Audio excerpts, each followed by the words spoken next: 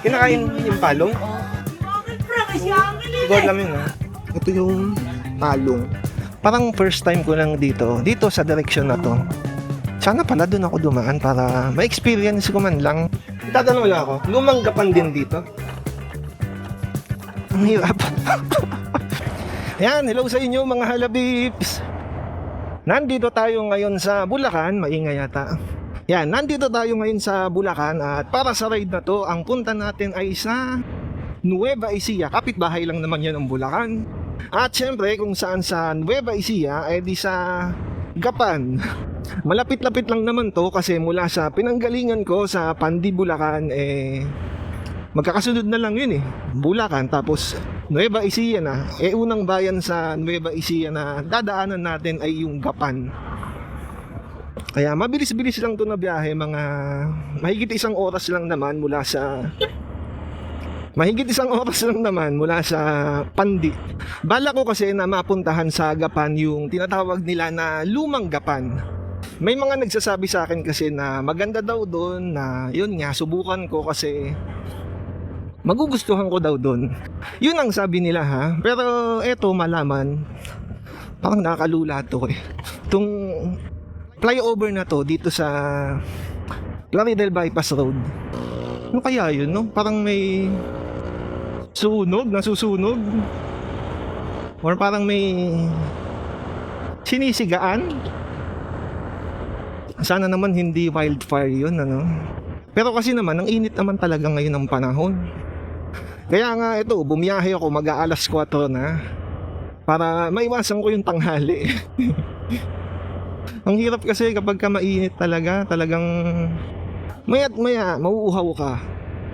O malala, pag di ka uminom, syempre, dehydrated ka. Kaya dapat laging may baon na tubig, or kung wala man baon na tubig, uminom ng tubig, huminto sa mga tindahan, convenience store, or kahit saan man na may tubig. Kahit nga sa mga restaurant o fast food humingi ka lang ng tubig, pwede na yun. Hindi naman bawal yun siguro. Pwede na ba ako lumipat? Okay, wala nang mga nakaharang. Pero ito, napapansin ko sa mga nakaraang ride ko, parang karamihan nasa Central Luzon.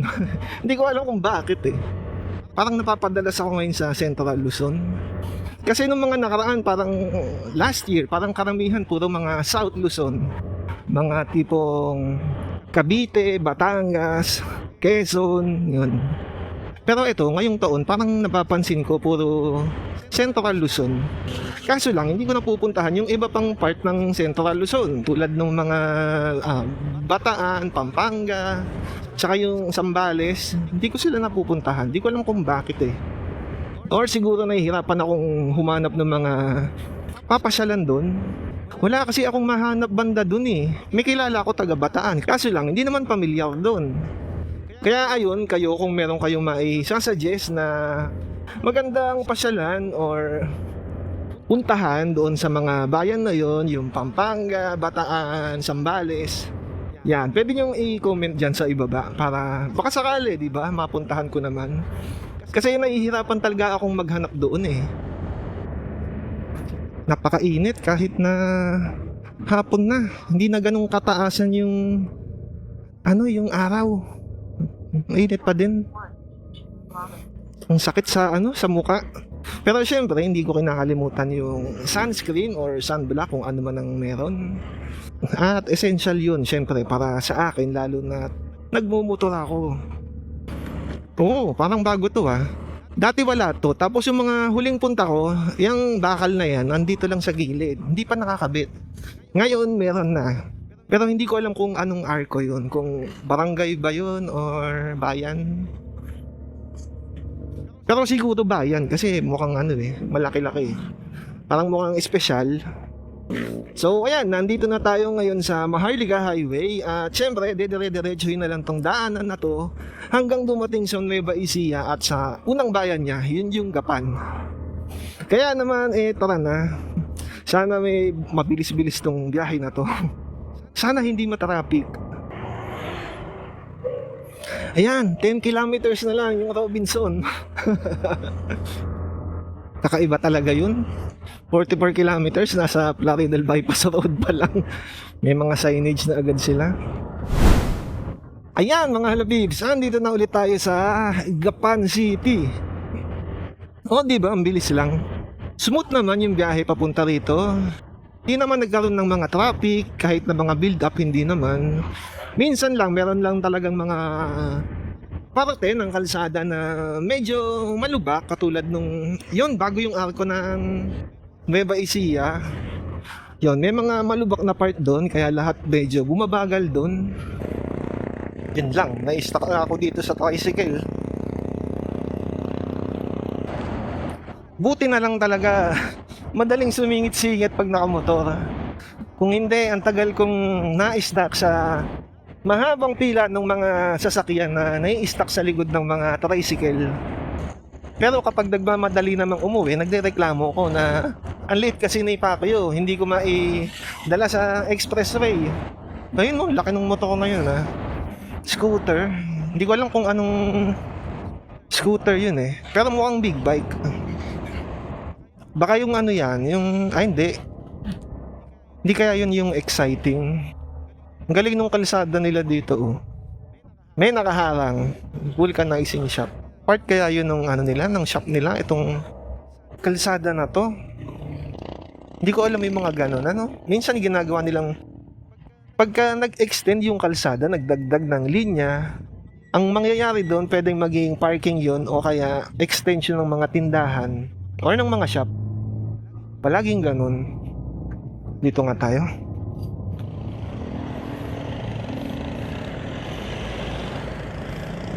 Malasakit Bypass Road. Ba't ganun? Parang nasa kanan yung Malasakit Bypass Road. Alam ko nasa kaliwa yun eh. Nung nagpunta ako sa may Kasabatik. Oh, mali. Ah, ito. Meron din pala. Ito nga yung natatandaan kong Malasakit Bypass Road. Kasi yung kanina, Malasakit Bypass Road din. Parang ang weird lang. Ang layo nung karugtong niya, hindi siya yung karugtong na magkakaroon ng intersection. Magkahiwalay sila. Pero pareho ng pangalan ng Bypass Road. Mukhang malapit-lapit na tayo dahil ito na yung parang sentro nila. Kasi nandito na yung Robinson. Tsaka yung Walter Mart. Sana malapit na. Ayan na, malapit na daw. Parang first time ko lang dito sa direksyon na to. Talagang dito ako sa Maharlika Highway. Kahit dati pa, hindi pa ako napapadpad dito. Kaya ito, first time to para sa akin. At lahat ng makikita ko dito yun na yun. Bago lang talaga lahat sa akin. Lo, one way to? May sasakyan dun oh. Ayan oh. One way. Sana pala doon ako dumaan para ma-experience ko man lang. Yung magbuka naman akong foreigner. Yung alam mo yun, parang baliktad yung kalsada. Ito dito tayo. Para feeling ko nasa ano ko. Ibang bansa. US ba? Baka mamaya tapos na yung one way dito. Hindi ko alam. Lipat na tayo. Ayun oh. May kasalubong na kasi. Dito na kaya? Mukhang dito. Lou's Kitchenette. Ah, sarado. Sayang, no? Sakain sana ako. Hindi, joke lang. Wala akong planong kumain doon. Wala tayong budget. Baka mamaya, mahal doon eh. Siyempre, sa mga budget lang tayo. Eto, mukhang nandito na tayo. Ang galing, sarado. Saan kaya nandaan? Sarado. Saan ang daan dito? Pwede bang pumasok dito?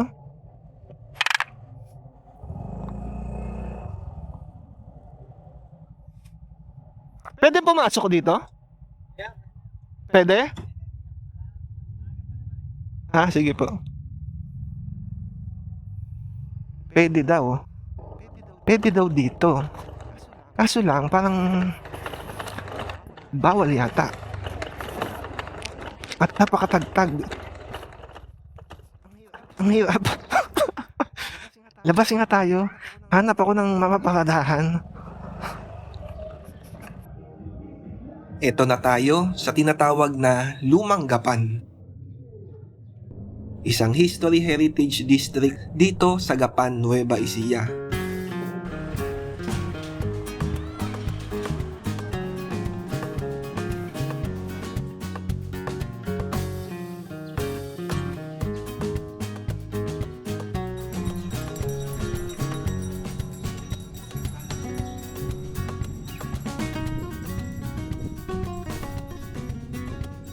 Meron ding mga tindahan pala dito.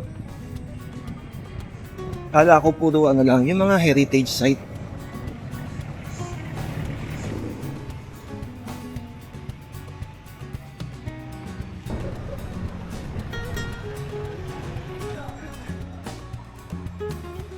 Ang galing, no?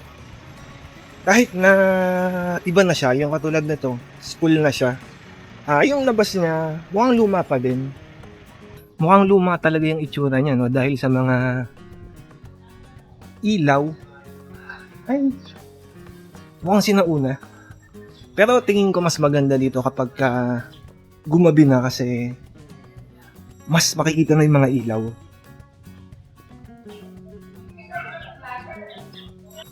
Yan, no? May mga details siya. Parang layon yata to, na parang hindi ko alam eh. May ano eh. May parang bundat, di ko alam kung si layon na layon, parang pinaghalo. Dahil nalibot ko na ang buong lugar at maliwanag pa, ay naisip ko na umikot-ikot sa malapit lang dito para maghanap ng merienda. Hindi dyan sa Jollibee, kundi dito.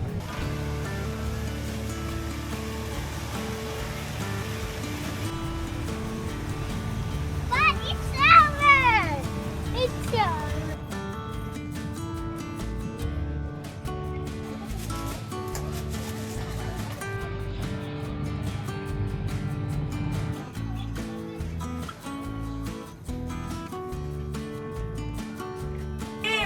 Ano ba ito?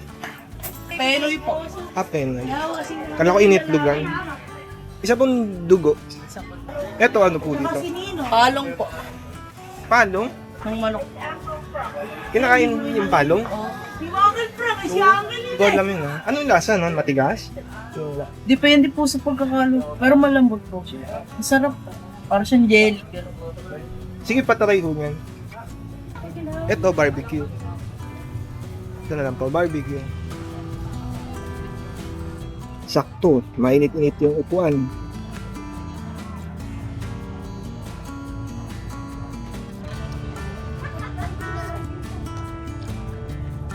Ito yung talong. Hindi ko alam na pagkain pala to.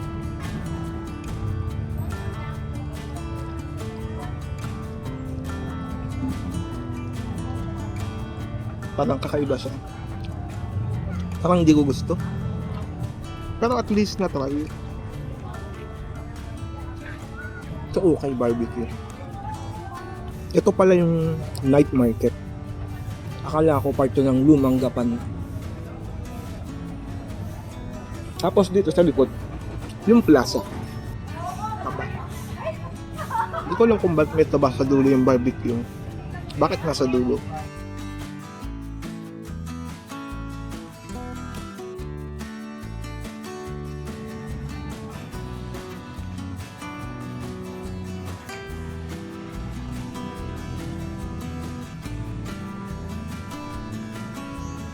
Sarado daw yung Ferris wheel ngayon, pero nagbubukas daw yan eh. Ngayon lang sarado. Sayang. Experience sana.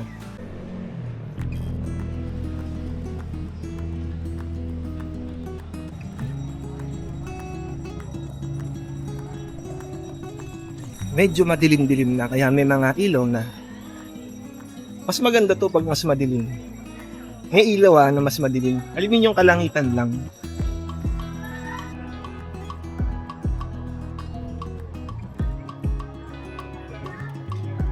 Masarado. Holiday kasi. Mga sarado nga lang yun nandun. Kasi siguro holiday ngayon. Hilig kasi sa holiday.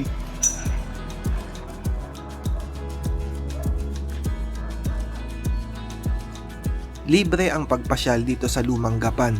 At para sa paradahan, may nakita ako na pay parking na malapit lang sa entrance.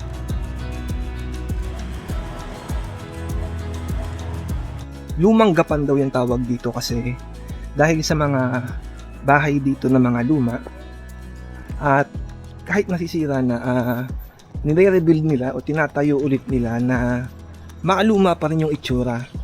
Yun yung sabi sa akin dito, yung tinanungan ko kanina sa mag-ihawan. Sana lang accurate yun para hindi naman ako mukhang nagsisinungaling dito. Sabi lang yun disclaimer.